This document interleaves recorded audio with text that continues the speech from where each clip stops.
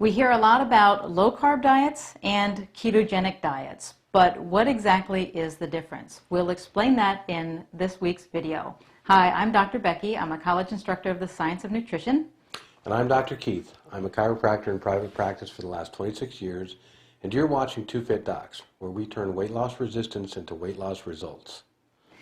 And you have been, one of the things that we do here on our channel is that we use Keith as a guinea pig, and we have been watching him lose weight, doing this from a scientific standpoint rather than some of these quick fads. And we've been having great success, so we always like to check in with you guys and let you know what progress he's made from the week before. So why don't you give him a progress report? Okay, so this past week we had a family get-together, birthday party that I had to deal with a little bit. Which wasn't really too bad. But yeah. And so in the past week I've lost 1.4 pounds, so 1.5 pounds basically. And in total, since we started this is week 19. I think so, yep. This is 46.6 pounds down. Yeah. So great results, and one of the secrets to the success has been keeping Keith's carbohydrates low. So there's a difference, though, of what that level means as far as how many grams of carbohydrates to take in if you're going to have a low-carb diet or a ketogenic diet. So do you want to field that, what kind of the cutoffs are? So there's no real gold standard as to what kind of demarcates a low-carb diet. Most of the time you're going to be 125 grams or below per day. It's going to put you in the low carbohydrate range. You are going to, if you're going to get into ketosis, so we'll talk about that in a minute, you need to push those levels down even further. Okay, and so where have you been? I try to keep mine below 30 a day. Sometimes I'm a little bit over. Most of the time I'm below that. And sometimes we can get a ketogenic diet at about 50 grams or They lower. usually say it has to be 50 or below, and I think there's that's the other thing with these, any diet, is that there's just a lot of, personal differences between people. So some people might be in ketosis at 50 grams, and some people might take 30 grams or lower.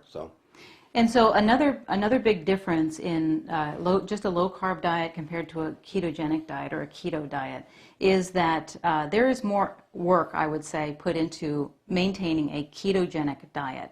Because with a low-carb diet, if you stay under that 125 grams per day range or whatnot, you are on a low-carb diet, and you're probably getting some success.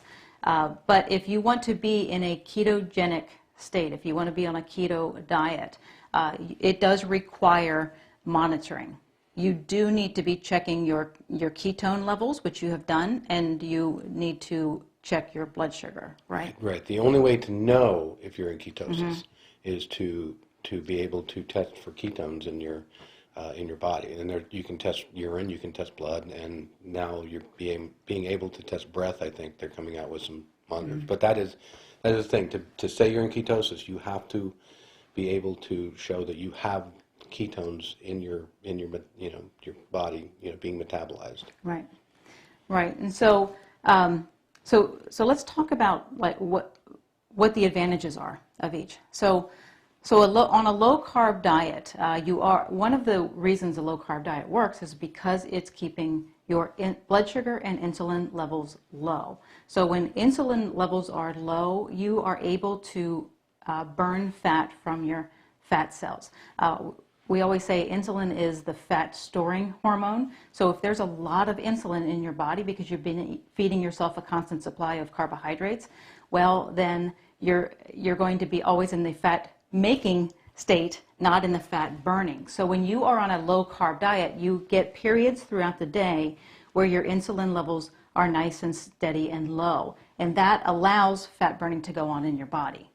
Now, that is a low carb diet, and that's why it's effective. A ketogenic diet is using ketones as your primary fuel. Ketones are a byproduct of fat metabolism. So if there's a sufficient level of ketones in your blood, that means that you are burning fat. That's how they're produced. So if they're there, it means fat's burning. That's right. So a ketogenic diet is literally a diet that you are constantly in a fat burning state. Right. So you've just changed your metabolism to being from a sugar burning metabolism to a fat burning metabolism. Ketones are a byproduct of fat metabolism that the body can use in place of sugar for the cells in the body. And that's why if you can get into ketosis, you can be in that fat burning state, almost constantly. And you will go in and out of it, just depends on, what you're doing a little bit during the day. But typically you're going to be right down in that level. So if that's such a great thing, and we're in a constant state of fat burning when we're on a ketogenic diet, well, why would we even want to be on a low-carb diet? So what are the advantages of a low-carb diet as compared to a just Well, going on a a low-carb ketogenic diet? diet certainly doesn't take as much monitoring. You just have to watch the grams of carbohydrate that you're getting during the day. And a lot of people will do fantastic on that. They'll be able to lose weight or maintain a healthy weight. They'll feel good. Everything will be good. If you're really insulin resistant, metabolic syndrome, some of those things, you may need to push that number down, and so that you're more into the ketogenic, diet range, because it's just your body doesn't quite work as efficiently as it did, and it's even a little bit of carbohydrate over what you need is going to kind of derail your fat burning.